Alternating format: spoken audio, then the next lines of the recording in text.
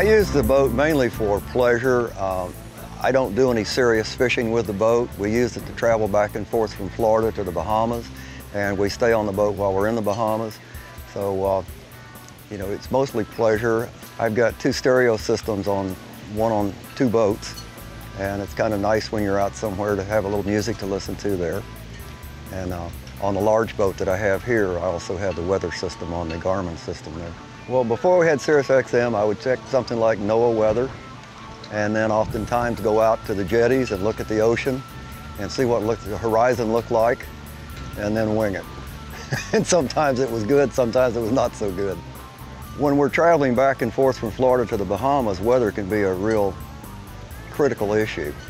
And it's nice to know what's coming your way or what's out there before you leave, because many times we actually have started to the Bahamas and had to turn around and go back because we weren't paying enough attention.